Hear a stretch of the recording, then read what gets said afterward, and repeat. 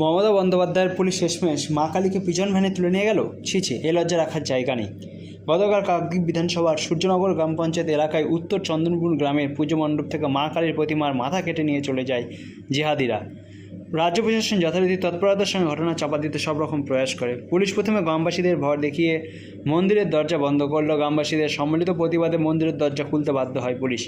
দুষ্কৃতীদের ধরার চেষ্টা না করে পুলিশ গ্রামবাসীদের দমন করার এই অপচেষ্টা করায় হিন্দুরা জেগে ওঠে ও সংবদ্ধ হয়ে প্রতিবাদ আন্দোলন শুরু করায় পুলিশের উপর মহলে বিড়ম্বনা সৃষ্টি হয়। কয়লা মামলায় 5 বার ইডির তবল পাওয়া নির্লজ্জ বেহায়া সুন্দরবন পুলিশ জেলার সুপার কোটেশ্বর রাও কয়েকশো পুলিশ নিয়ে মা কালীর ভাঙা মূর্তিকে পিজন ভ্যানে তুলে নিয়ে পালালো।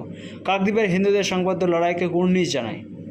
মা আমাকে এটা দাও, ওটা দাও, পৃথিবীর সব সুখ দাও, এরাই আমাদের ভক্তদের আবদার। সেই মা এর মুন্ডু কেটে নিয়ে গেল কে জানি না, পুলিশ প্রশাসন জানে না। উপরন্তু মুন্ডু কাটা শরীরটিকে পিজন ভ্যানে নিয়ে যাওয়া হলো। কোনো মার্ডার হওয়া ব্যক্তিকে অ্যাম্বুলেন্সে নিয়ে যেতে দেখেছি, কিন্তু একজন পিজন ভ্যান কোথায় হলো ঘটনা, সেটা আমাদের পশ্চিমবঙ্গের কাকদ্বীপ।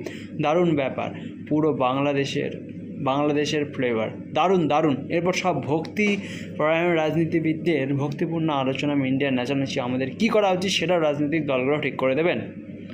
এরপর মাননীয় এবং একটা দুর্বিরোধী নেতা ও কিছুটা সাদাচুলওয়ালা নেতা এমন কিছু আশ্বাস দেবে তাতে আমাদের হিন্দুরা দারুণ খুশি হয়ে টকবক করে যে রক্ত হচ্ছে সেটা ঠান্ডা হয়ে যাবে। কিন্তু মা কি আদৌ ক্ষমা করবে?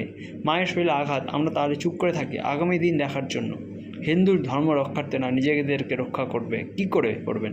এরপর তো পাশের মন্দিরে হাত পড়বে, তারপর নিজের ঘরের। যারা করেছেন তাদের বলি, ধর্ম নিয়ে রাজনীতি করুন, কিন্তু দেবদেবী মূর্তি যদি আর একটা ঘটনা ঘটে তার পাল্টা জবাব মারাত্মক। এরা বাংলাদেশ নয়, এটা হিন্দু রাষ্ট্র। আর নেতাদের বলছি শুধরে যান, ঈশ্বর নিয়ে খেলবেন না। ঈশ্বরের মারাত্মক বুঝতেও পারবেন না, অজানা রোগে আক্রান্ত হয়ে